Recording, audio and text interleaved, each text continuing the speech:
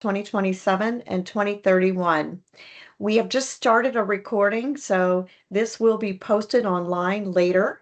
And we're just really delighted that you've been able to join us. But I would like Andrew Nutzling, Senior Planner with COTA, to kick us off. Andrew?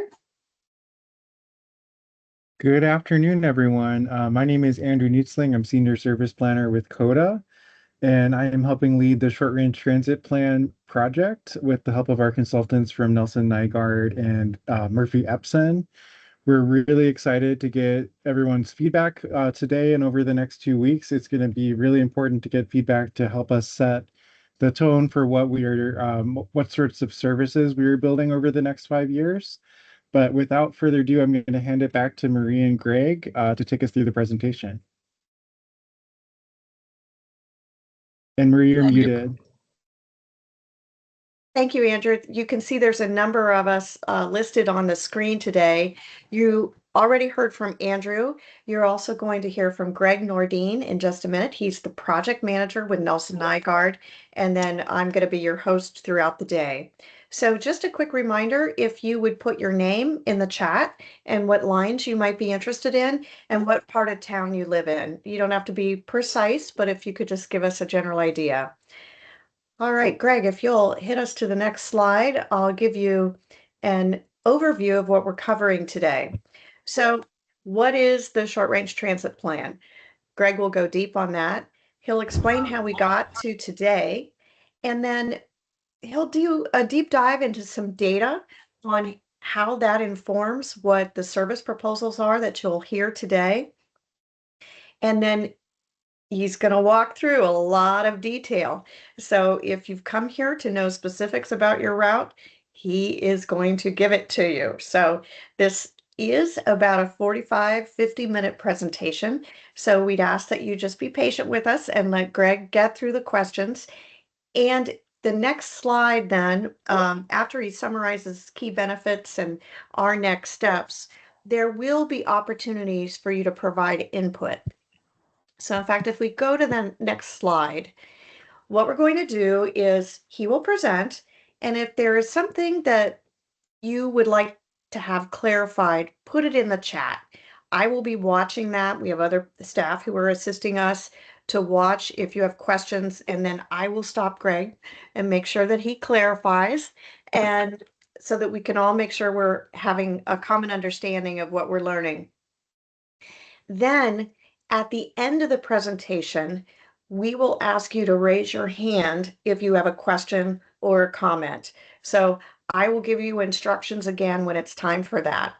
So if you'll bear with us, try not to raise your hands during the presentation. Put your comment in chat. We also have people that may be able to answer your question while you're waiting for the discussion part of the program. So on our next slide, I believe I get to turn it right over to Greg, who will take it from here. Yeah, great. Thank you, Marie. Good afternoon, everybody. Thank you so much for taking the time to join us today on this rainy Friday afternoon. My name is Greg Nordine. I'm a principal planner with Nelson Nygaard. We're a small consulting firm based out of Seattle, Washington, and we help support transit agencies develop growth strategies and plans for service. And we're really excited to be working with you all today in Columbus. I'm a Midwesterner by birth, and I'm really excited to be back and working with an agency that's doing exciting and big things. And we're excited to share our work with you today. So I'm going to start with just a brief discussion of what the short range transit plan is and why it's important. It just helps set the groundwork for why we're making these changes and proposing these changes. And really at a high level, the short range transit plan is nothing but a service investment recommendation strategy for the next 5 years. So this is looking out through 2031. This is not a big long range vision. So we're not identifying major capital construction that needs to occur, but we are really thinking about what are the opportunities to invest in service today to better update the network to meet the needs of Franklin County residents. This plan is guided by the Link Us vision. So this is a focus on service expansion, and this is a financially or fiscally responsible investment strategy, meaning we're considering things like the resources required to operate the service, as well as the operators and vehicles. The SRTP, or the Short Range Transit Plan, is important for a few different reasons. First and foremost, it is going to guide the investment decisions over the next 5 years. So COTA, as their increased revenue from the Link Us initiative starts to come and roll into the agency, this is going to help them understand where they need to make those investments first. This is also going to make sure that we're providing a level of accountability and transparency to COTA's board of trustees, to the public, and to their partner jurisdictions, so that everyone knows what's happening and there's no surprises as this plan unfolds. This plan is also helping COTA respond to some post-pandemic travel patterns. This is thinking about how people's change in transportation demand has really shifted over the past 5 to 6 years. This is thinking about things like how people go to work, those types of things.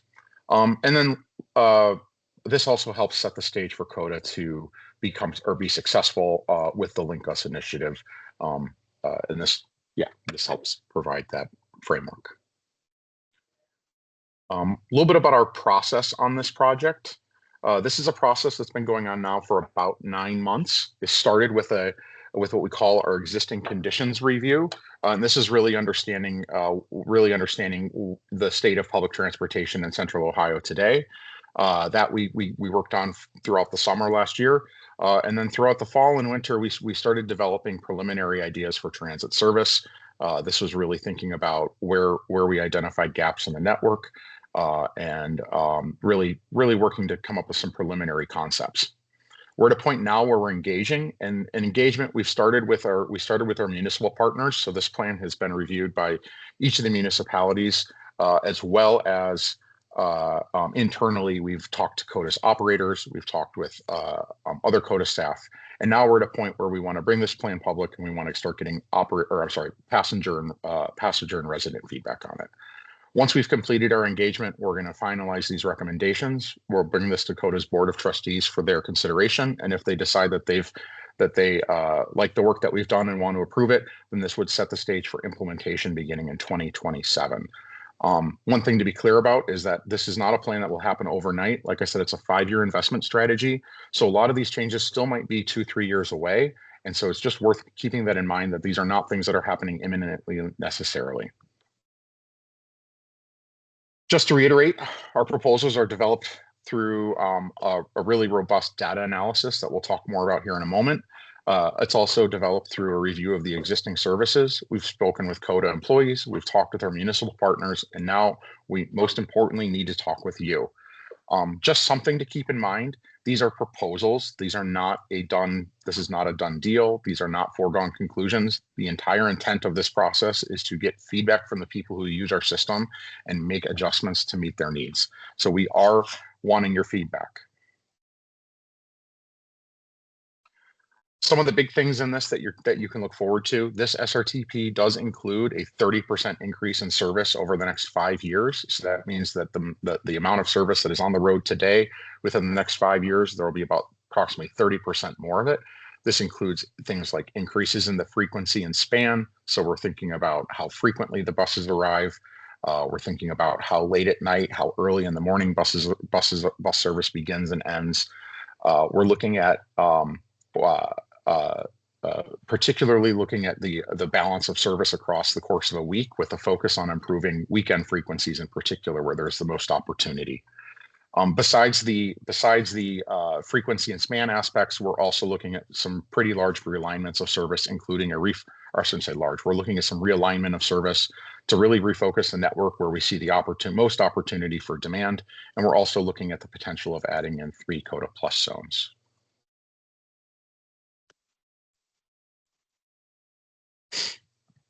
Throughout this process, this is actually our final public meeting. We've held 5 public meetings earlier this week. If you were able to join for any of those, thank you for your time. But we've held 5 public workshops. This is our 6th virtual workshop. And if you leave today and you're not ready to give us feedback yet, and you want to continue mulling things over, we do have the opportunity to provide feedback through the COTA.com/SRTP website. We'll talk about that more coming up, but there's an opportunity there. We have a whole interactive website that you can review all of the proposals, go really in the weeds on what we're proposing, and understand how service is proposed to change. And then there's a form on there that you can leave feedback, and we'll be accepting that feedback through May 15th. And if you decide to do that, that is totally fine. We're going to treat all the feedback we receive the same, regardless if it was received in person or through the website. So if you are not ready to make those comments today, feel free to hold on to that web address, and we'll look forward to your feedback in the next couple of weeks. All right, let's get into the meat and potatoes of the work we're proposing. So we start our work with our existing conditions, and this is really understanding how well COTA's services meet the needs of Central Ohio today. I'm not sure why. Yep. Our existing conditions are really a combination of two things. We start with a market analysis, and this is really understanding what is the demand for transit, regardless of the presence of service. What is the demand for transit based on some of the community's characteristics? We partner that with what we call our service analysis, and that's looking actually at the services that are provided today. And we're looking at things like on-time performance, ridership, passengers per hour, those types of things. And so we're trying to see how well those routes perform, or those services perform. We merge those two things together, and that gives us what's called our service gaps and opportunities. And this is really helps us illustrate where we see there are gaps in the network, that maybe there is more demand than service that's provided, and then we can use that to help realign that service to better meet that need. Going a little further into the weeds on this, this slide is showing us our market analysis, the output from our market analysis, and there's really three things that you're capturing in this map. The first is we're looking at population density, which is where do people live. The more dense an area is inhabited, the more likely it is public transportation will be successful in serving those residents. The second thing we look at is employment density.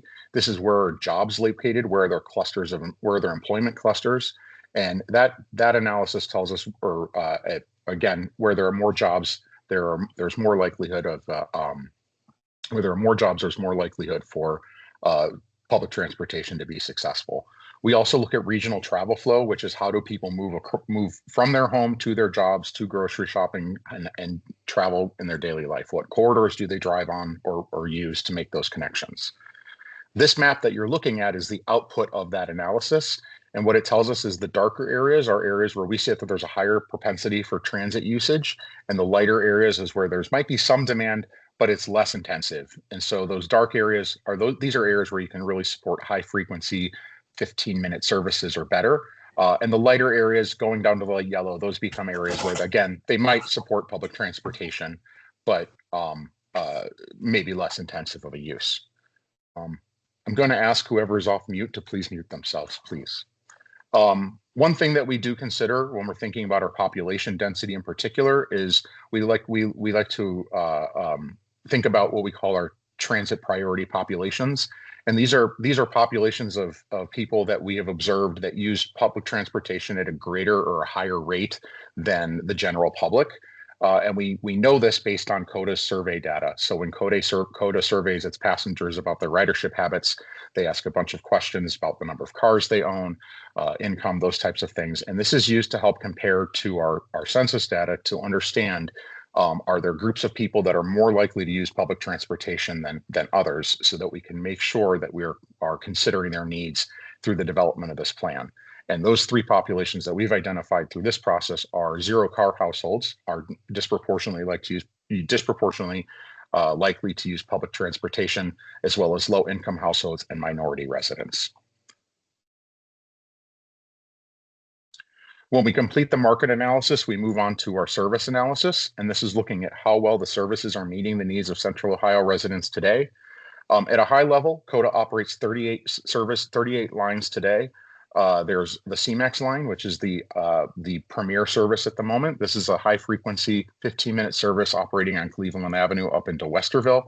It operates 15 minutes a day, including on weekends. Excuse me.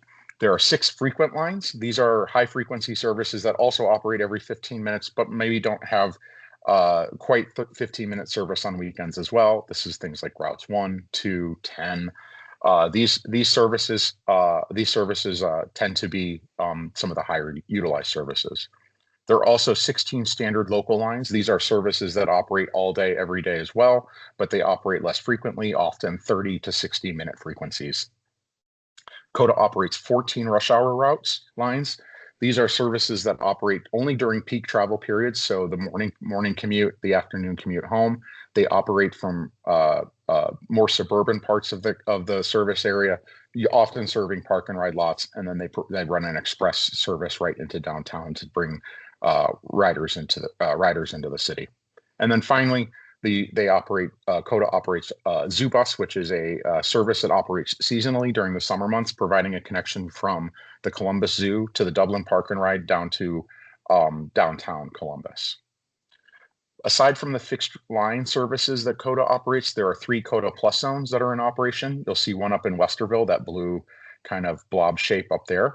One down in Grove City in the bottom right corner of the map, and then one in the south side of downtown, kind of covering German Village and a little further south. Those are an on-demand service where you can request a ride through a mobile app or through calling COTA, and it will dispatch a vehicle to bring you to anywhere else within that zone.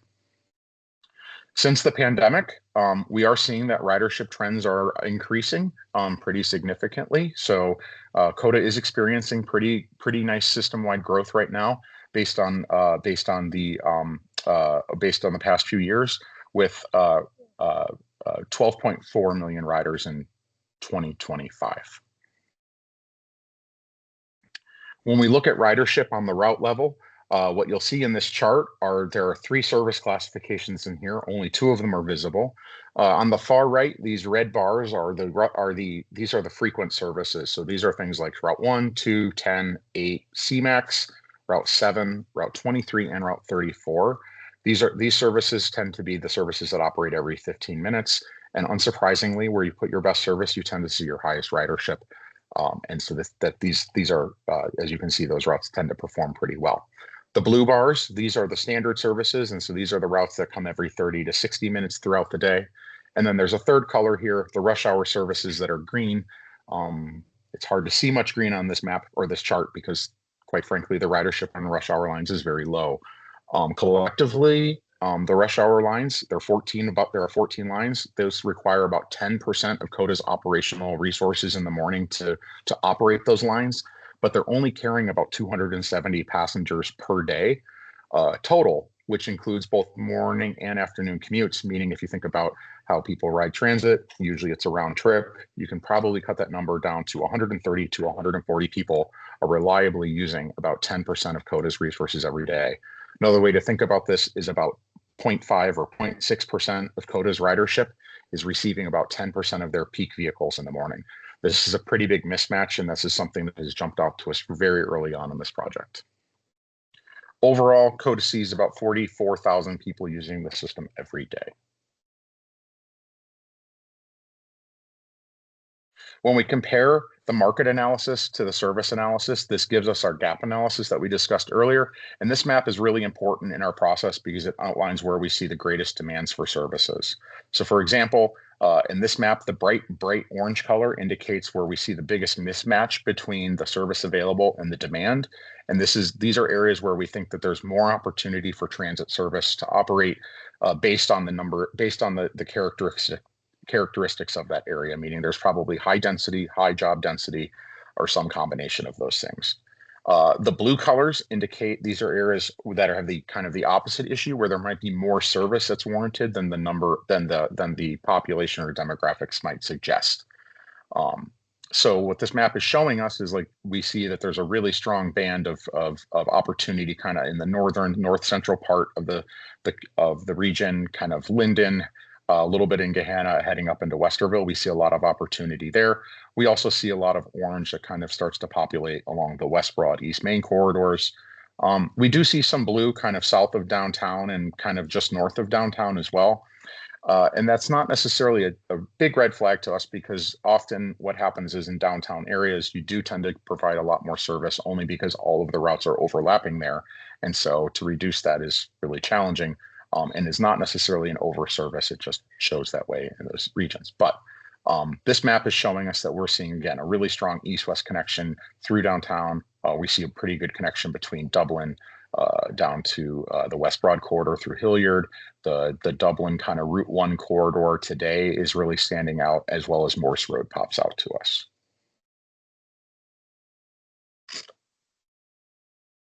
Some of the themes that we took away from these existing conditions, this shows this helped guide where we took our work next. We're seeing one of the big trends we're seeing is that ridership is more evenly spread throughout the day. Prior to the pandemic, there was a really strong pronounced AM and PM peak in service, meaning that ridership spiked in the morning, probably around 7 to 8, and then spiked again, dipped down kind of through the middle of the day, and then spiked again around 3 or 4 o'clock in the afternoon before trailing off into the evening. That has changed very significantly since the pandemic, and now we're seeing passengers really the peak happening around 3 or 4 o'clock as it did before, but that AM peak has really softened, meaning we have just a more flat profile throughout the day. Unsurprisingly, this means that the rush hour lines, unsurprisingly, are underperforming in comparison to the other service types. This is unsurprising because if people aren't commuting as much in the morning, that this would indicate that the rush hour routes might underperform. Some of the other things that we've observed, there's a lot of long and complex routes that really impact system-wide reliability. An example of this is Route 2, which operates along North High Street, north and south, and then comes into downtown and heads out to East Main, where it operates all the way out to Reynoldsburg. That route is very, very long. And if you have a traffic problem on one end of the route, most likely it's going to impact service on the other end of the route, as that vehicle will probably struggle to get caught up. This creates a lot of lack of reliability for passengers, but it also impacts operators as well. And so we are looking at opportunities to streamline or make routes a little shorter so that we can provide a more reliable service. We also see opportunities to simplify service. Oftentimes, service will be spread out over several corridors that are in close proximity. By simplifying onto one corridor, you give passengers more choices on that corridor rather than trying to make them play a game of chicken when they choose which street they want to stand on. We also see that the highest ridership corridors, we believe, represent the strongest opportunities for reinvestment and more service. And then the bus rapid transit network that's coming in 2028, 2029, the West Broad, new West Broad bus rapid transit with the high quality stations, longer stop spacing, and new vehicles. Those will go into effect, and the network needs to update itself to best adapt and help prepare the network to be successful on the launch of those services. All right, now we're going to get into the actual meat. After we completed our existing conditions, we've we've begun developing our service proposals. As I said, these have been reviewed both with COTA operators as well as each of the municipalities within the COTA service area. Some of the things that we're proposing, one of the first things we're proposing is that there will be an improvement in access to all day and frequent services, including there will be an improvement in access to frequent services. Today, if people that live within a walkable distance of frequent service is about 210,000 people. We consider a walkable distance of about 5 minutes or about a quarter mile. At the end of this plan, that people within walkable distance of frequent service will increase to about 280 to 290,000 people. This is about a 35% increase over the current levels today, which is a huge increase in the amount of frequent transit availability within COTA service area. We, in particular, are the transit critical populations that we discussed earlier. Those we also have tried to understand how frequent access will improve for those communities as well, and we're seeing that we see a 39% increase for low income and minority residents and a 29% increase for zero car households. We're going to continue to refine this because we'd like to get those numbers for zero car households to be higher so that we can provide better access for them as well. Jobs within walking distance of frequent transit will increase by 9%. Overall, the network is only going to grow by about 4%, the entire footprint. And so what this tells us is that we're not necessarily making the network larger, but we're improving the quality of the network. So this plan does not extend COTA's footprint to a lot of new locations, but it does take the quality of service that's there today and really focus on making it better. How does this turn up? This is going to mean more service all day, every day throughout the network. At the end of this process, if this proposal is approved, by 2031, there will be 25% more service on weekdays. There will be 64% more service on Saturdays and 74% more service on Sundays. The 3 bar graphs on the right are very high level representations of how that will be distributed. So what the blue bars show us are the service level, the number of trips per each hour of the day today. And the orange bars are showing us the proposed amount of trips each hour of the day under the new plan. So you'll see on weekdays at the top, service starts about 5 a.m. And then continues till about, it starts to trail off around 11 o'clock to midnight at night. But those orange bars were providing more service throughout the day, with a lot of that concentrated later at night. And the orange bars that you're seeing kind of to the left of that don't have corresponding blue bars, that's new service late at night that does not exist today. Same thing on Saturday, and on Sunday, you can see the biggest results there. One of the things I'm most excited about in this plan personally is that the amount of service we're proposing on Sundays is actually greater than the amount of service that's available on weekdays today, meaning that even the service that's out on the road today on Friday, there will be more service on Sundays than we have currently today. Getting more specific into some of our proposals, one of our primary proposals is we want to expand the frequent network of service today. As I mentioned, this has a pretty big increase across the system. And so this is really focusing on building out the network of routes that people can use without needing to really rely much on a bus schedule because buses come frequently. Today, the frequent network includes the CMAX lines 1, 2, 7, 8, 10, 23, and 34. All of these lines come into downtown Columbus with the exception of the 23 and the 34, which provide crosstown service.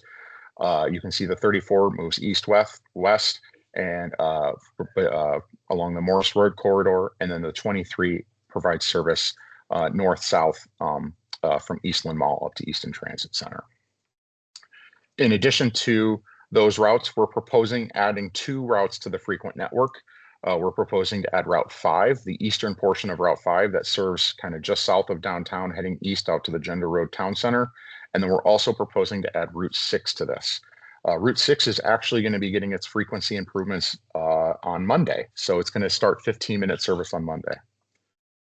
Beyond adding 2 new routes, we are also proposing to extend 2 of the frequent services to provide better 15-minute service.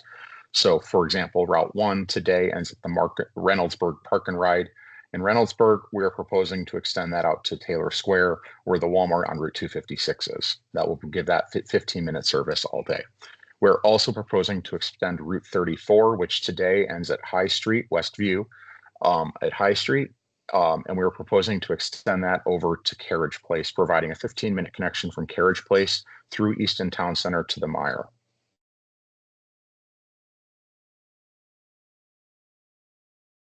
Aside from improving the frequent network, we're also working to improve weekend access across a variety of routes, or I should say just frequent access across a variety of routes. We are proposing these primarily on weekends because we see the greatest opportunity for weekend improvements, but we're showing that on weekends, lines 1, 2N, and 10E, which are the northern half of Route 2 and the eastern half of Route 10, those will go from 30-minute frequencies down to a 15-minute frequency, meaning that on weekends, those services will come every 15 minutes, matching their weekday service. On weekends, we also have several routes that are going from 30 minutes to 20 minutes, so not quite to a 15-minute frequency, but getting close. That's the eastern portion of Route 5, Route 6, 7, 8, 23, and 34. We are going to propose to improve weekend frequencies on several routes that are currently at 60-minute frequencies, meaning they only come once an hour. We're going to double those to bring them to 30-minute frequency, meaning you'll see 2 vehicles every hour on these routes, and that's 3, 4, 9, 24, and 30 every weekend. Route 30 is new. We'll talk about that one in a moment. And then finally, we're also proposing to improve weekday frequencies. So this is Monday through Fridays on a few routes that are low performers, or I'm sorry, have infrequent services today, not low performing routes, but have infrequent services, I should say. And these are 60-minute services that will be promoted to a 30-minute service. And this will be on line 9, 25, 32, and 35.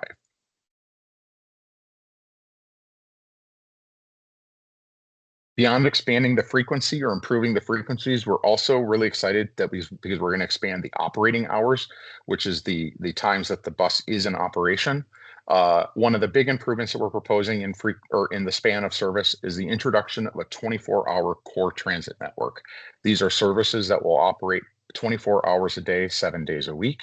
It does not mean you'll have 15-minute frequency at 3 in the morning, but what it does mean is that between the hours of about midnight to 5 a.m., you'll have a bus every hour on these routes that will help improve or provide overnight access to the region.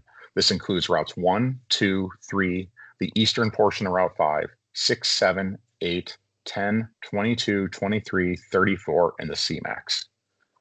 Aside from those other routes that are not part of that 24-hour network will also get a bump in their span to make sure that they are meeting the minimum service standards that COTA has set forth, meaning that you'll see all routes going to at least 11:30 at night. Most, I should say, all with the exception of the 12. On the alignment side, this is changes to where buses go. We have a few changes proposed. We're going to go through these sort of quickly because there's a lot of them. This is just to give you the overview of what those changes are. We can certainly take questions on them, and we'll talk more about the interactive tool here in a little bit where you can review these more closely. These two maps show the changes side by side. On the left, you're looking at the current system. On the right, you're looking at the proposed system. You may notice that on the map on the right looks a little simpler, and this is primarily because of some of the realignments of some of the rush hour services we'll talk about, but this is really focusing on again, providing more streamlined services throughout the region. On the route alignment side, one of the big changes we're proposing, as we mentioned before, the rush hour services are carrying about 0.5% of COTA's ridership, but require about 10% of COTA's operational resources to provide those services. So we're proposing a significant restructuring of the rush hour services to streamline those services so that we can use those resources to provide benefit to areas where we see greater ridership demand. So some of the things that you're seeing here, heading up into Westerville today, there's three rush hour services that are kind of serving that north central area, Route 41, 42, and 43. We're proposing to consolidate those down to a single Route 43 that would provide service from the Westerville Park and Ride to the Northland Transit Center, and then it would run express down into Columbus. Similarly, in the Northeast, up in New Albany and Easton and kind of Gahanna area, we're proposing that routes 45 and 46 would consolidate into a single route, providing stops at New Albany and then stopping at the Gahanna Park and Ride and running express into downtown from there. We're proposing no changes to 51 and 52. Route 61, we're proposing to be discontinued. That serves Grove City. We're proposing discontinuation there because Route 3 is getting a significant investment, including being part of the 24-hour network, and we see much more opportunity for ridership growth on 3 than the 61. In the northwest corner, kind of Dublin, Hilliard area, we're proposing that routes 72, 73, 74, and 75 would be consolidated down to a single rush hour service or a single service that would be an updated version of the Zoo bus that would provide access from the zoo down to the Dublin Park and Ride and right into the city. This today operates seasonally. Under this proposal, this service would go year round and would provide 5 trips throughout the day.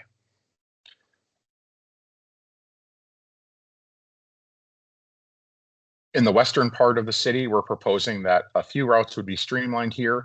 Routes 6 and 21 are today serving Lincoln Village. We're proposing to move those to the Westwood Park and Ride to better meet the needs of the new BRT corridor as that expands. This will provide a really nice transfer between those routes and the new BRT service. We're also proposing to extend Route 5 today, which operates on Trayview and then continues down and ends at Lincoln Village, one branch of it. We're proposing that that branch would reroute to essentially provide service to the new correctional facility as well as a the YMCA, and there's some social service agencies. And then that would terminate, the southern branch of that would terminate, instead of at Lincoln Village, would terminate at the Georgesville Road Walmart.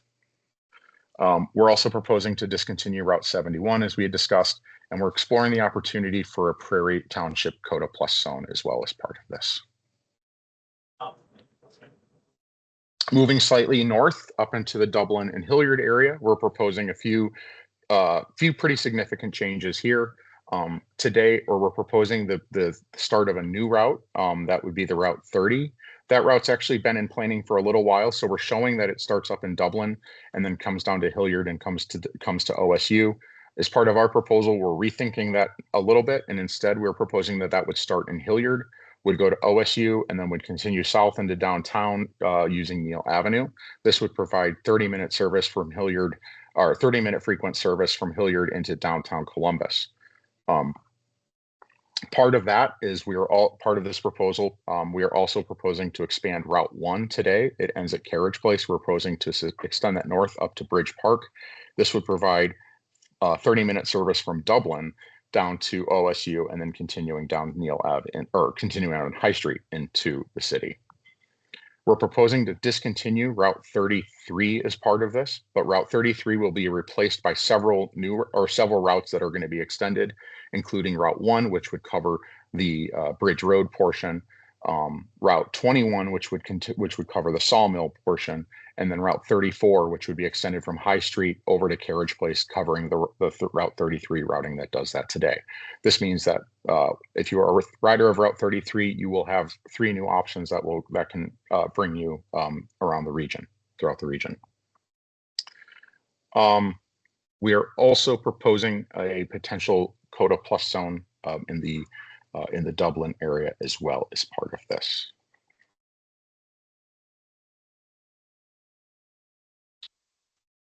Moving slightly around, slightly further east on this, we're looking up in the north. These are a fair amount of changes here impacting Westerville, Worthington, Linden areas. And the big changes here, the first thing we want to do is today, Route 2 ends at Crosswoods. We want to extend that Crosswoods service all the way up to the Mire in Westerville, where currently the 102 ends. And with that extension, we'd like to propose the discontinuation of Route 102. And this would allow for the high frequent 2 service to operate 24 hours a day and improve weekend service as well. We're proposing that Route 4, which ends today at Shafter Shopping Center, that this would be extended up further north to the Westerville Park and Ride via Shafter Road. We're proposing that Route 35, which today serves from New Albany to Easton Town Center and then ends at the Northland Transit Center. We're proposing that would be that the eastern portion of that to New Albany would be discontinued, and instead the 35 would continue further west and connect all the way to Sawmill. For people that are impacted by that change, the proposal is that the Smart Ride services operated in New Albany will instead allow you to transfer at Easton, and those services will come to the Easton Transit Center where they'll have space. We believe this opens up a lot more opportunities for people using other services than the 35 to get onto those Smart Ride vehicles without having to create a 3-seat ride to do so.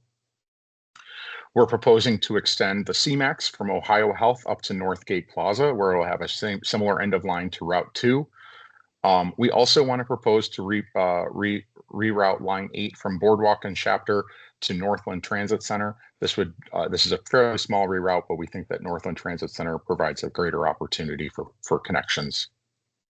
We're again proposing to discontinue Route 41 and realign 42 and 43 into a common route as well.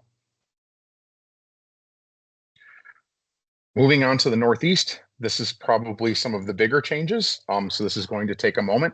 But today, Route 7, if you're familiar, Route 7 operates to the VA hospital and then continues via Fifth Avenue and loops around the back part of the airport and provides access to the airport.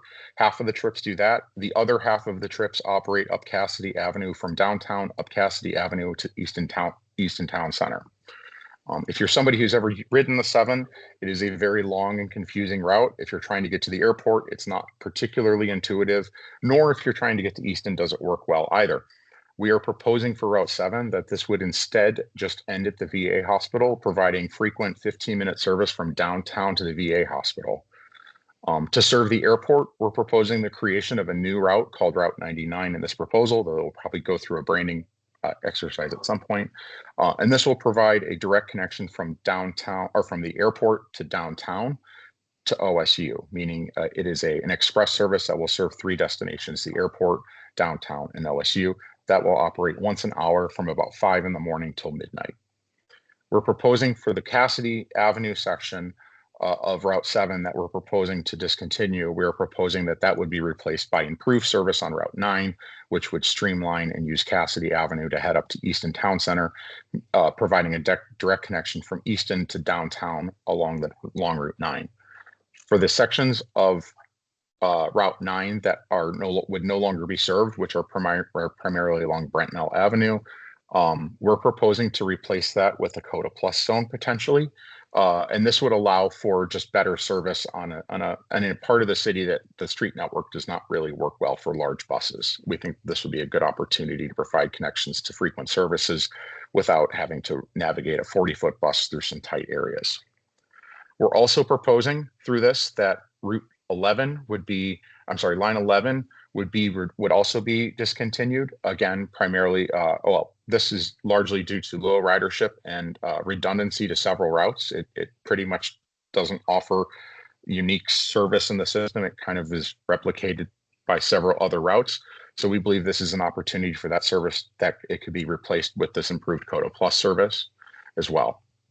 We're proposing the extension of line 24. Today it goes to Easton Town Center. We're proposing instead that instead of going to Easton, it would continue north up to the OSU Outpatient Care Center in Hamilton Quarter. And then, as we mentioned before, Route 45 and 46 would be combined to provide a direct park and ride service rush hour service connecting the New Albany and Gahanna park and rides with downtown Columbus.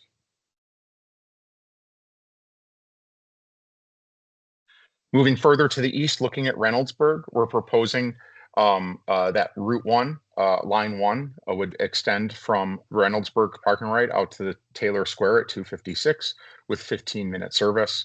We're also proposing on Line 25, there is a slight deviation that provides service to, I believe it's a JCPenney catalog store and some kind of industrial area.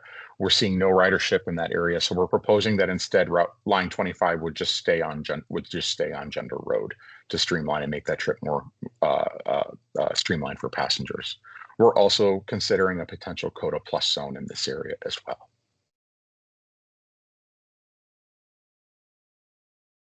As we move to the south, we're proposing several changes here. The primary changes include the rerouting of Route 4 from Allen Creek Drive to the Great Southern Shopping Center. We believe today that the ridership along that portion of Route 4 is pretty low. The ridership that does exist is actually covered by the COTA Plus zone already.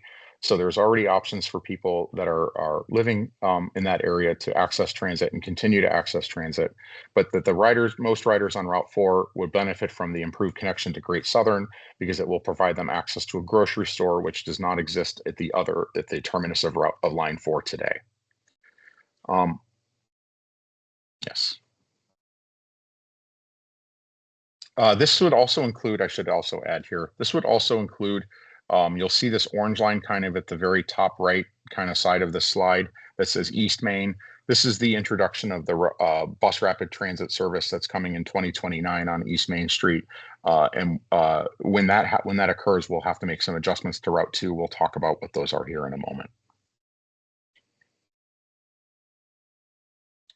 In the Southwest, the only real proposal that or modification we're proposing at this time, again, is the discontinuation of Route 61, line 61, primarily because line 3 is going to be receiving a pretty significant increase in service that will provide better night and weekend access and better service throughout the service day, and will provide a better connection for people going into the city. Taking a deep dive kind of into the OSU, Grandview Heights, Upper Arlington areas, there's a lot of changes proposed in here, so we zoomed in on this. Some of the things that we're proposing, line 75 today, which operates from Smoky Road down, is a rush hour trip down into downtown, is providing very limited service along First Ave and Grandview Heights. But that is an area where we see opportunity for growth. So we're proposing to replace line 75 with service of an extended line 22 service that would come all the way along First Avenue and then in Marble Cliff kind of head north up to Fifth Avenue. That would provide 30-minute service on Route 22 all day long to that community. We want to introduce line 30. This is a service that we anticipate will probably be starting later in 2026. And this will connect Hilliard, Upper Arlington, and OSU into downtown via Neal Ave. And we see an opportunity here to streamline Route 8 slightly by instead of bringing line 8 into downtown, we would split line 8 into 2 routes. One half of it would end at OSU. Again, you could use line 30 to go into downtown via Neal Ave, so that connection would still exist. And then the southern portion of Route 8 would continue to exist as it does today. It would just be a separate route from the Route 8 of the north. And those will be rebranded, but for our purposes and not confusing people, we didn't want to introduce new numbers there. OSU will receive service on 2 routes directly going into the Herrick Transit Center there with line 8 and line 22. We also see a couple opportunities to streamline service where we see it as very circuitous today, but we're not seeing large ridership numbers in those areas, particularly around Grandview Heights and University View. Particularly, we're looking at streamlining Route 31. This will connect Grandview, Yard, OSU, and downtown directly. We're also looking at, again, this would be the extension of Route 99 or the creation of Route 99, which would create that limited stop service that operates from OSU to downtown to the airport.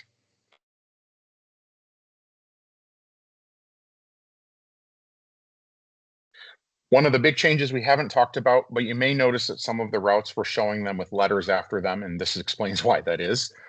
We're proposing that some of, as we talked about earlier in the presentation, there are several routes that operate really, really long distances, often from, Route 2 operates the length of North High Street and then goes out East Main all the way out to Reynoldsburg. That's a very long route, as are routes 1, 2, 8. There's a bunch of routes that are just very, very long. Those long routes often create operational instability, which results in things like long delays. So if you have an impact in Reynoldsburg on Route 2, often you're feeling the impact of that up in Worthington. We're proposing to split many of those routes into 2 separate routes so that they would operate a little more independently. The advantage of doing this is that it does allow for better route reliability and operational reliability. And it also allows us to invest in portions of routes that need more service without having to invest in other parts of routes that don't need that service. So for example, we're proposing that the eastern portion of Route 5 would become a frequent route and operate every 15 minutes, but the western portion does not need that same level of investment. And so by splitting them and treating them as 2 separate routes, we can make the investment where we need it without over-investing in another part of the community. The only challenge with this is that it will create a transfer for people that are traveling through today. So this map is showing one concept for how we would approach this. Again, this is a 5-year plan, so there's still some time to refine and clean this up. But the high level plan would be that we would better utilize both COTA's Spring Street terminal as well as the Main Street terminal to provide transfer points where people would not have to walk through downtown and can make those transfers out of the elements. but this would again allow for better just operational reliability throughout the system. We're also seeing that there are not that many people that are actually traveling through these routes today, indicating that most people are already transferring to other routes when they come into downtown. As far as the benefits of our network, of this network proposal are concerned, we've talked about some of the high level things or some of the quantifiable improvements, but some of the other things that we're really excited about is that we believe that this plan will deliver more frequent, reliable, and useful transit service to riders overall. It'll rebalance resources so that they're providing service at the times that riders need them most. We're also going to make sure that we're maintaining access in the areas where service has been streamlined. So all of the locations where we've proposed route reductions, or route realignments, I should say, we've worked to ensure that that there's adequate service close by so that people are able to still continue to access the network. This plan also will help expand equity and opportunity and increase access to jobs, education, healthcare, and other essential destinations. This plan also has a focus on improving system-wide reliability and operational efficiency, meaning that the services should operate more efficiently in the long term, creating a better experience for passengers. It also lays the groundwork for the implementation of the Bus Rapid Transit program, 24-hour service, and other Link Us initiatives. And finally, and probably most importantly, this also helps us demonstrate that we are using the resources responsibly. Taxpayer dollars are, these are taxpayer dollars, and we want to ensure that we're using them as responsibly as possible. All right, going into next steps. So I know I've just given you a lot of information, and so we definitely want to hear questions and comments. But today, our feedback from today, the other meetings we've hosted, and then also the online feedback we receive, we're going to take all of that feedback over the next 2 weeks. It's going to be consolidated and compiled and reviewed. We're going to make sure that we're addressing all of this feedback within our work. Obviously, we can't make everybody happy all the time, and sometimes we get comments that are actually contradictory to each other. So we do make every attempt to try to address these as holistically and fully as we can. We'll make those updates, and then we'll bring this network to COTA's Board of Trustees, most likely in July of this summer or July of this year. They'll review the plan, and if they agree with the work we've done and approve it, then implementation will begin in 2027.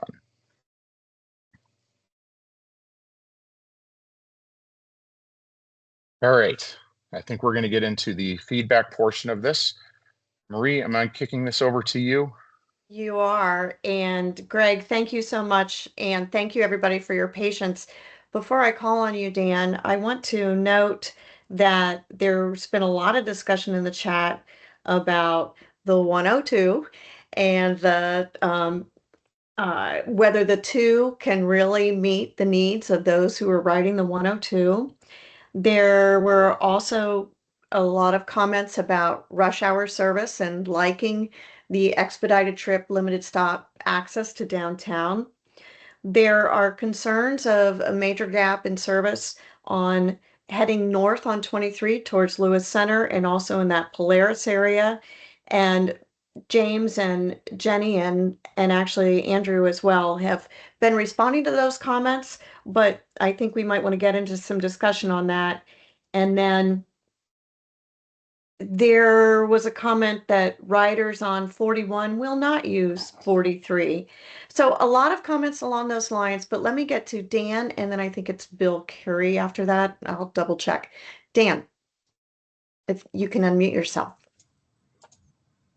Great. All right. Can you hear me? Yes, thank you. Yep. Right. Thank you. Thank you for hosting this and for taking feedback. I just have two quick points and then one information about the route I use.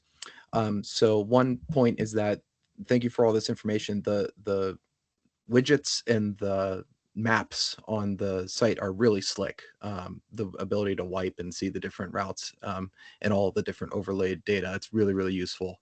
So thank you for putting all that together. And I'm real excited about the 99 right now. So I'm in Victorian Village near the Lucky's on Neal Avenue. And if I wanted to get to the airport right now, it would take me anywhere from 1 hour, 40 minutes to 2 hours, when that's slower than walking. So very excited about having a dedicated route to the airport. And then the last point I wanted to talk about is Route 8. So my household and a lot of our neighbors use Route 8 to commute to OSU and to commute into downtown. I would discourage changes to that route. It didn't really make a lot of sense to reroute it, or I was confused by the use of Streamline. The riders are not going to follow the route if it's moved in the way it's proposed, because we still live here. And from it going from a frequent route to a standard Route 30 that's going to go through the Neal Avenue corridor, that can very impact our use of it. If it doesn't come as frequently, if we miss it in the morning commute, then we're not taking it. We're going to have to bike or walk, or it's going to push people that were using the Route 8 to not use the Route 30 because it's going to come less frequently. And the only other thing to say about that is it doesn't quite align with the infographics. So the map shows like the highest density is in that Neal Avenue corridor all the way up to the medical center. And so I don't know why the streamlining is necessary when that route is already the fourth most used route and it's serving the most dense corridor, to replace it with a less frequent service on 30. That's serving Hilliard, which I remember you showed the heat map with opportunities, and I don't believe that Hilliard North West region was in the high opportunity color. So yes, thank you. Thank you so much, Dan. Greg, do you want to respond? I do want to say, some of these are just, that is a great comment, and we'll do some research on that and follow up. But Greg, do you have a brief comment before I go to Bill and then to Susan? I hear the feedback. I didn't hear a question, but I hear the feedback. So yeah, we hear that feedback. Thank you. Yeah, awesome. Okay. And we go ahead. If I have to form a question, are you concerned with if those people are pushed to the 1 or the 2, if there's going to be then just a lot of congestion, or on the 1 or the 2, or just pushing people that are on that Neal Avenue corridor out of service because it's just not going to be as useful? Is that a concern? Yeah. I mean, it's always a concern for sure. We definitely don't want to make service harder for people to use. I think one of the things we saw on Neal Avenue is that the ridership, we did not see actually particularly strong ridership that would have suggested 15-minute services successful there. And so one thing that we were looking at is how do we, there are a lot of options from kind of that portion of the city to get into downtown. But one thing that is lacking is a connection from Hilliard into downtown. And so we saw the opportunity to extend Route 30 from OSU into downtown using Neal Avenue that would, again, parallel Route 8. One thing we could look at is running both of those services in the corridor, but but again, that would be a pretty significant over service because the 15-minute service that's there today, we're not seeing particularly well utilized in comparison to the amount of service that's there. But we can take a look at it. So Dan, I'm going to move on to Bill. He's been very patient, and then I'm going to get to Susan. So Bill, Carrie? Yes. First, thank you for this very thorough presentation and opportunity to provide feedback.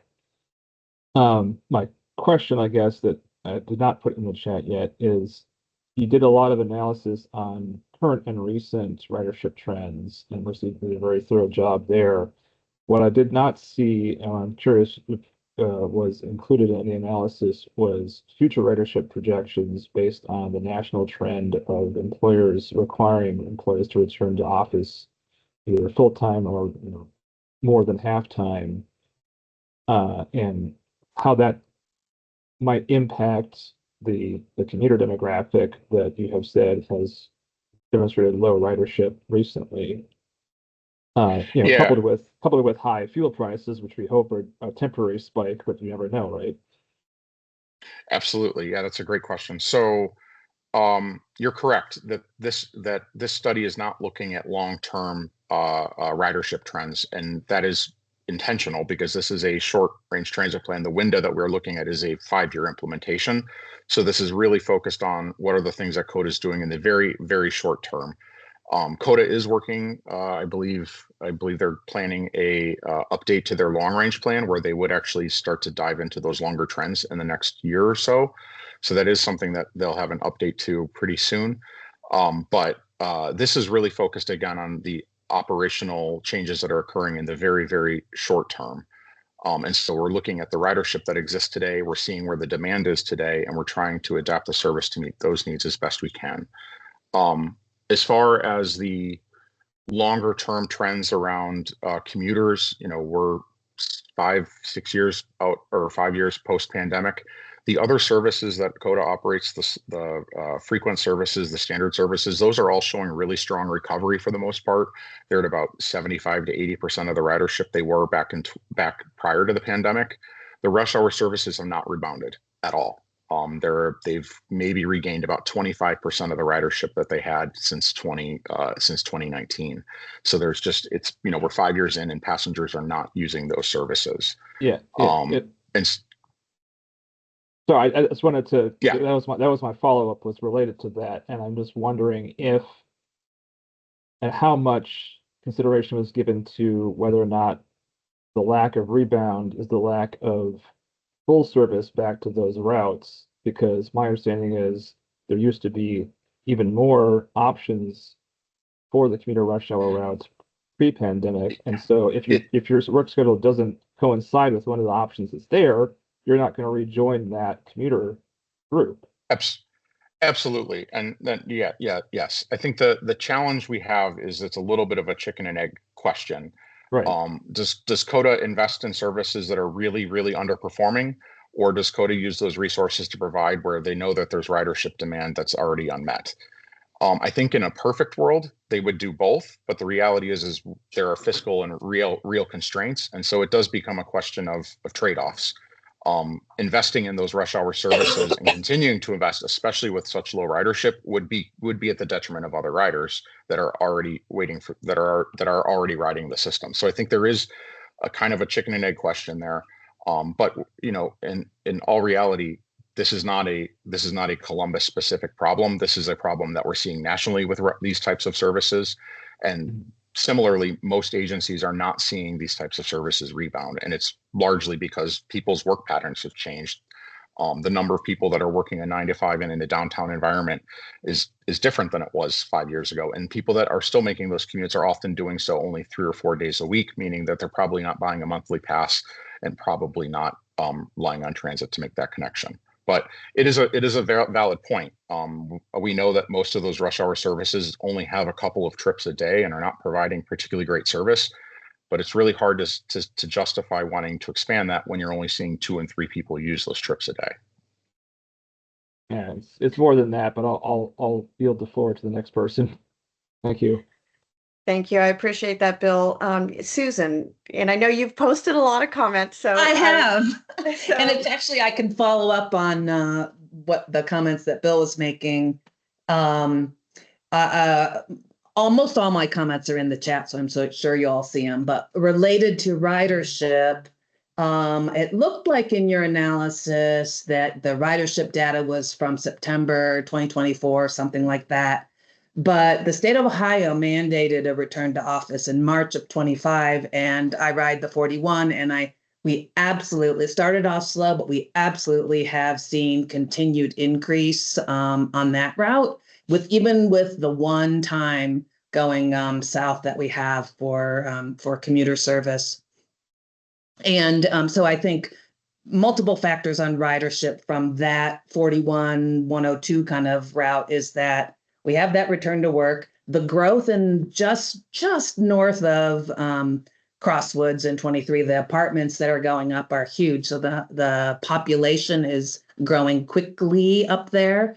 Traffic is, a concern. And I think, again, we had 41 get us down to downtown. The sidebar of 102, at least it was, not so frequent that you can make that route, but that still went from a half-hour route to an hour route. And coming from the north, as a commuter, you're not gonna really do that.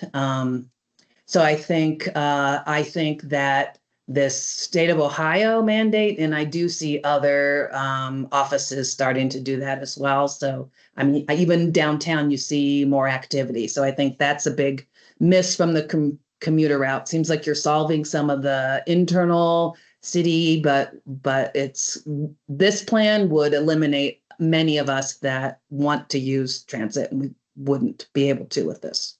So I'm really concerned with that.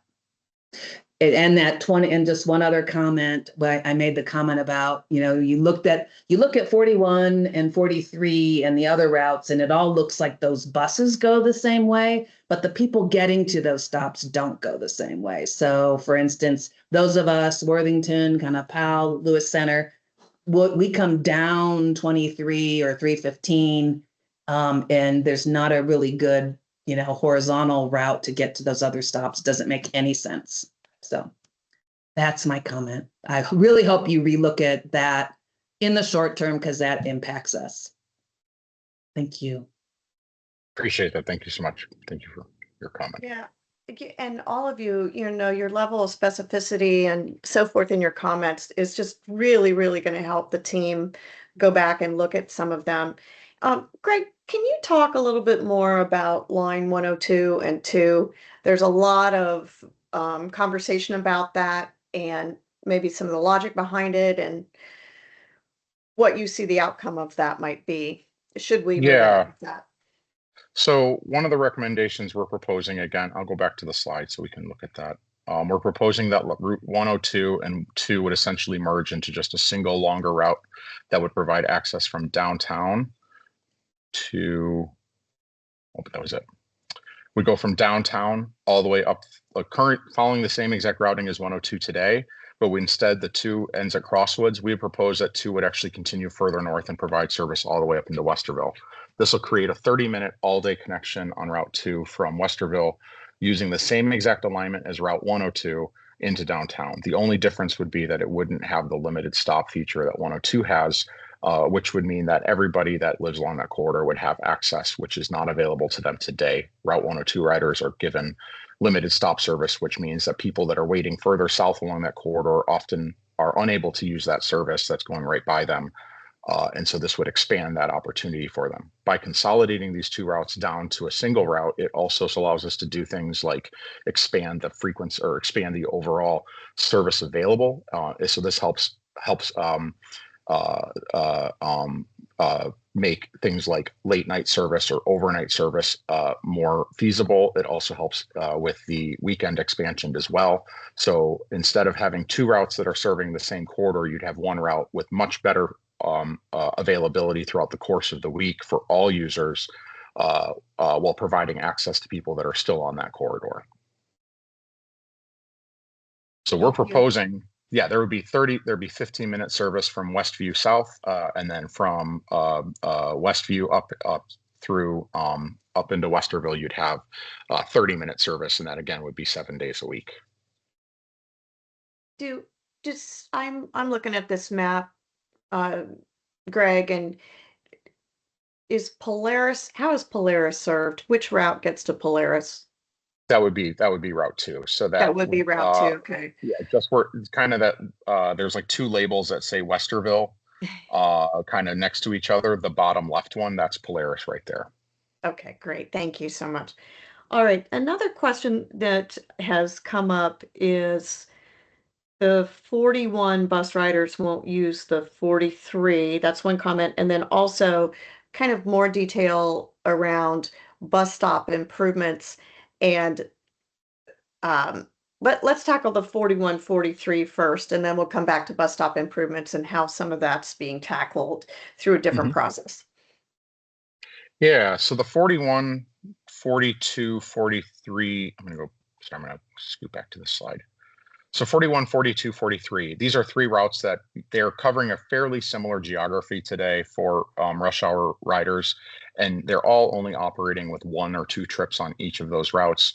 We're not seeing very large ridership on any one of those routes. We're only seeing 2, 3, 4 people a trip that are using them each day regularly, consistently throughout throughout service days on average. And so we see an opportunity there to improve this by streamlining it down to one corridor and then providing greater access. So I can't remember, I believe I mentioned this, but it'll start at the Westerville Park and Ride and go to Northland Transit Center.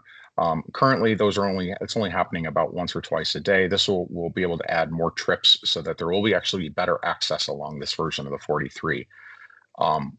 Most people are accessing these routes via the park and rides, implying that they're probably not walking to those locations. So while I know that there's some concern about, some lost park and ride service elsewhere, the reality is that these are all within fairly close proximity to each other, and so access to them by vehicle should be possible, but it will provide better connections here throughout the day. So you're going to have, instead of 1 or 2 trips, you're going to have closer to 4 or 5 each direction. Thank you. So there was a on the bus stops, and then Yes. my next comment after bus stops is going to be about what are you thinking about as it relates to people with disabilities and mobility challenges and mainstream. So let's tackle bus stops first. Yeah. So bus stops are a big part of bus service for sure. One of the with the passage of Linkus in 2024, that funding is really being used for 3 primary purposes. It's the first is the creation of the capital program for the BRT services. So the West Broad, East Main, that's being funded through Linkus. The second use of those funds is for improved bus services, which is what's paying for the expansion of service through this plan. And then the third part of that is what's called a Transit Supportive Infrastructure Program, or TSI. TSI is a set of funds that are used to provide funding for capital improvements that are supportive of public transportation. These are things like bike paths, sidewalk improvements, accessibility improvements, and bus shelters. These are not administered directly by COTA, and these are funds that are actually requested through the Mid-Ohio Regional Planning Commission. And so municipalities can request those funds to make those types of improvements directly through MORPC.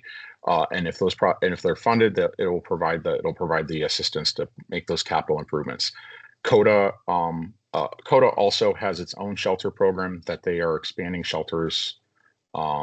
Actually, Andrew, can you provide some more Yeah, context I about was that? waiting to jump in. Yeah, COTA Thank you. has a bus stop amenity program where we've been actually for years now slowly adding shelters across our system based on ridership. So we try to prioritize bus stops that have an average of 35 or more daily boardings, and then we'll go investigate the site and see if it's possible to add a shelter there, and then we will go in and add one. So right now, because we've been focusing on ridership, I think something like 5 years ago, and don't quote me on these numbers, but we've really increased our coverage of trips starting at shelters. So around 5 years ago, it was closer to like 40% of trips starting at shelters, and we're pushing past 60% now, I believe, but don't quote me on these numbers. But again, our goal is to target shelters towards places where people are riding the most, and particularly getting on the bus, because when you're exiting the bus, you're not waiting at it. And places where people ride a lot, that's where we want to make sure we have shelters, if that makes sense. But we're continuing to do that investment every year, and Linkus is helping us do that a little faster. So continue to watch for some more shelters in the field. Yeah, and let me add that I know we have some of our MORPC partners, Mid-Ohio Regional Planning Commission partners, on the line here, and I'm just prompting them.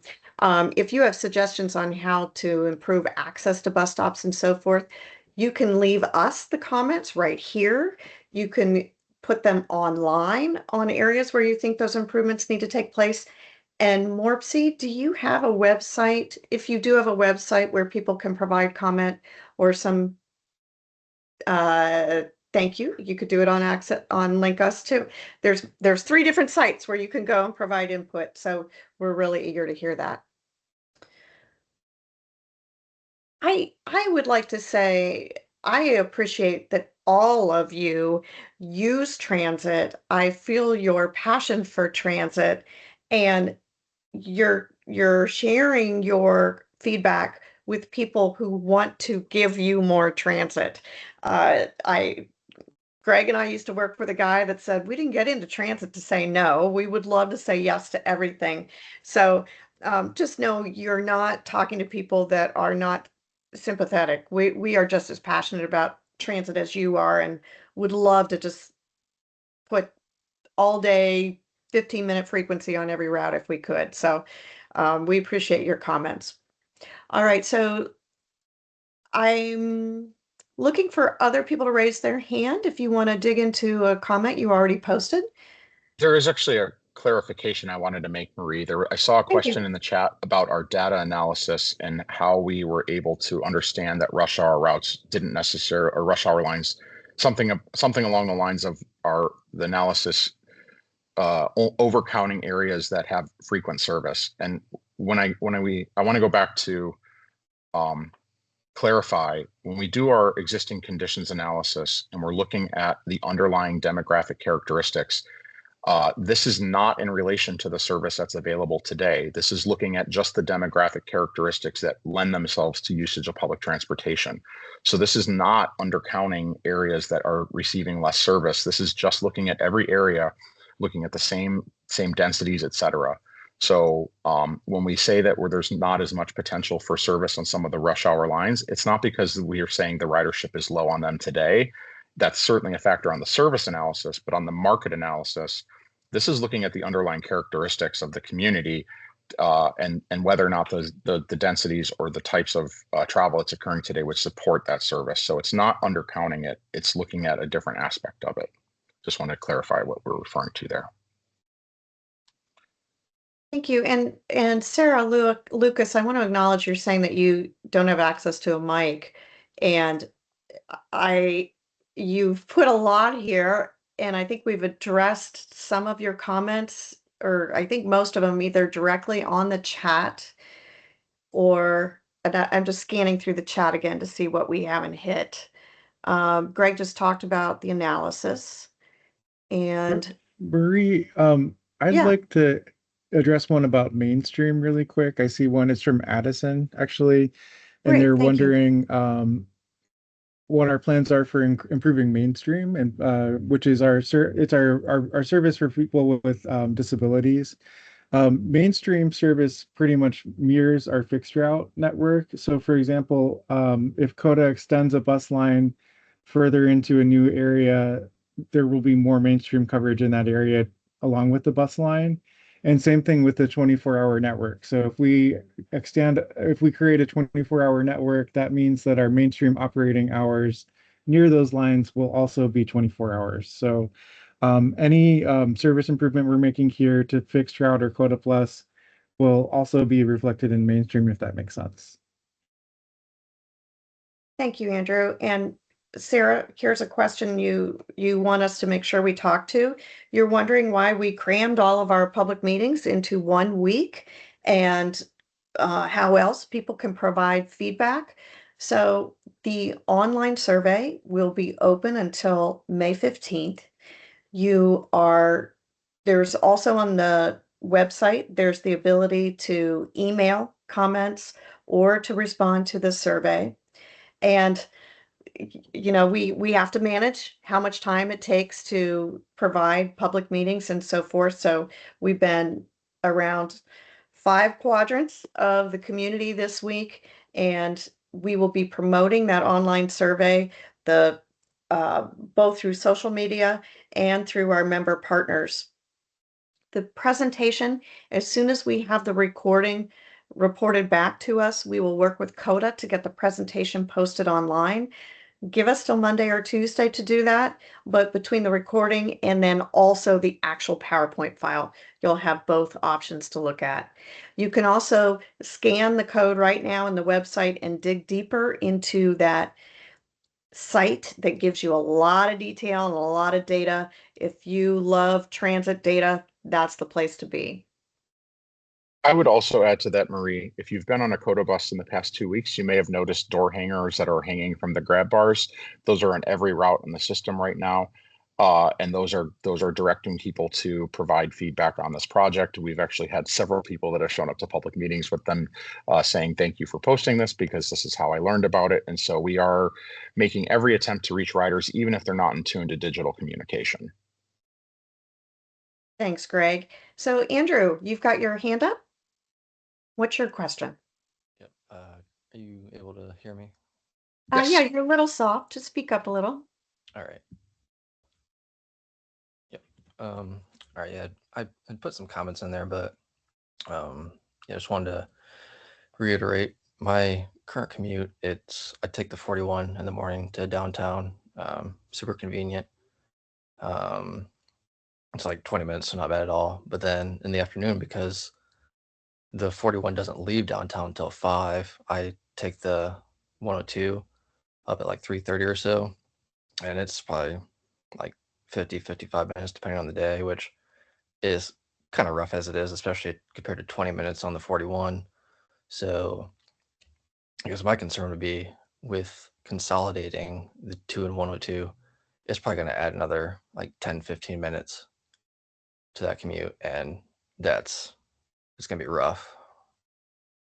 So I guess, would it be possible to eliminate some of those current stops on the 2 in between the Short North and Morse to help speed that up and get it closer to what the 102 has currently?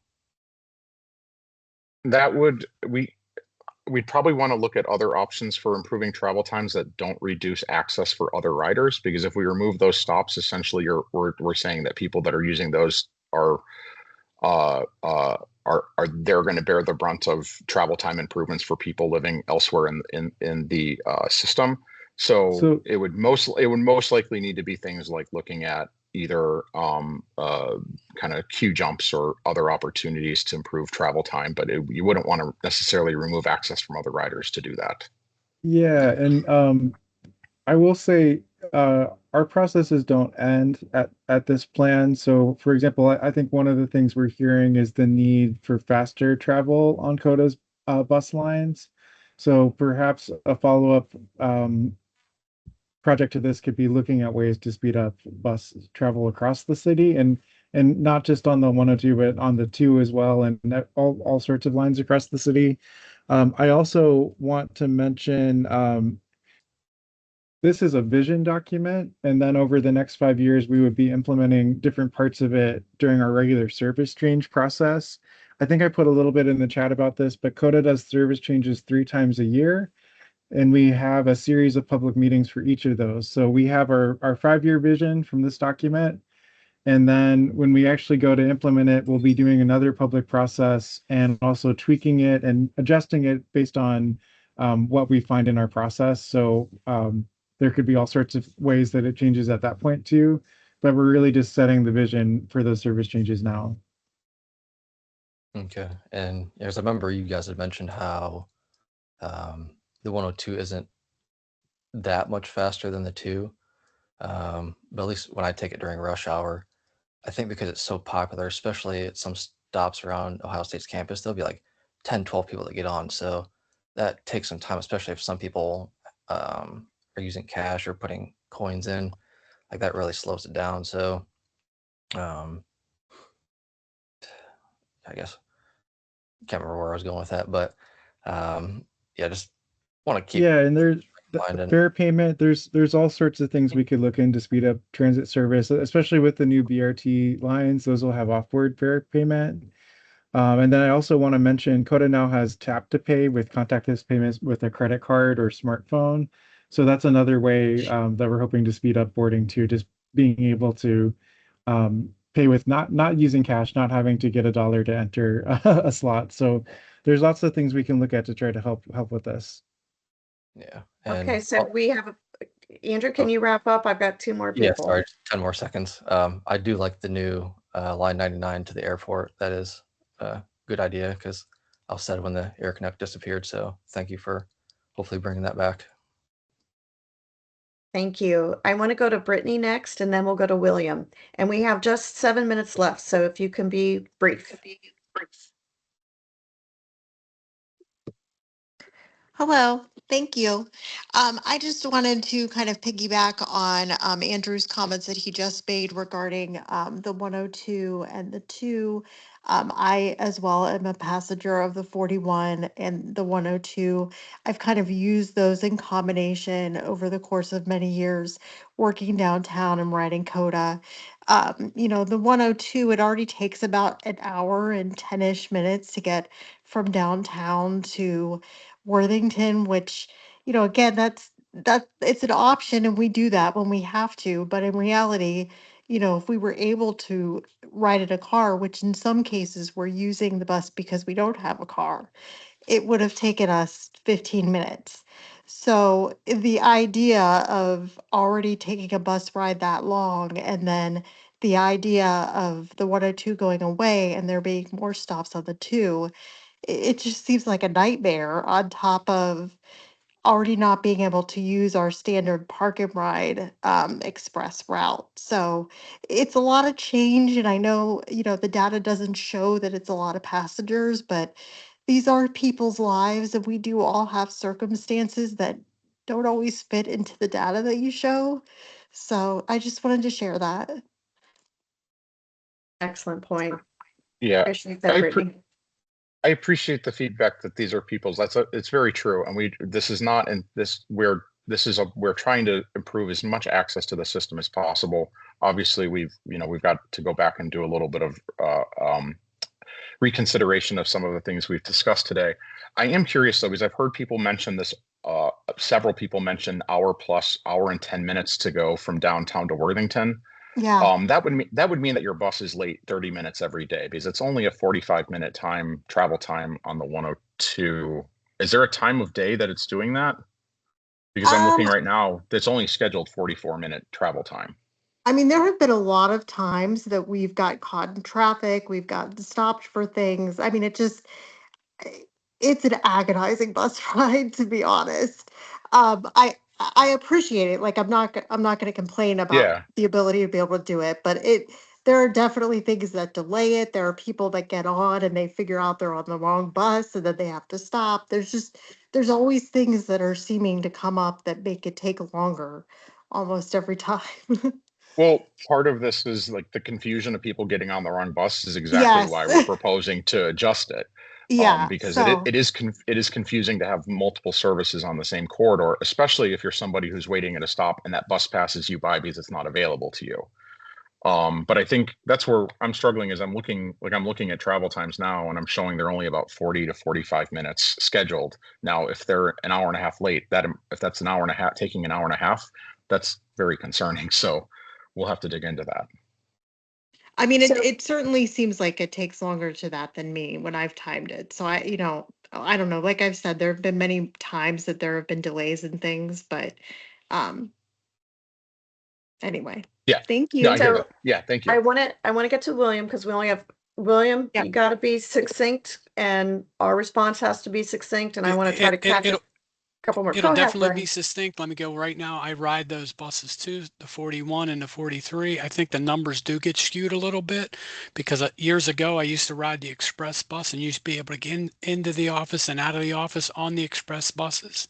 Now those are not an option, so that's going to definitely drop down your ridership, either coming in or going back. I would just advocate for, because I do live right in the middle. I can go take the 43 or the 41. If there's a way to keep that an express of 41 can come over into Westerville, it would only be 10 more minutes maybe for those riders, but at least they wouldn't have to take like I have taken the 102 back, and that is a nightmare. Hopefully that was brief enough. Thank you. Thank you.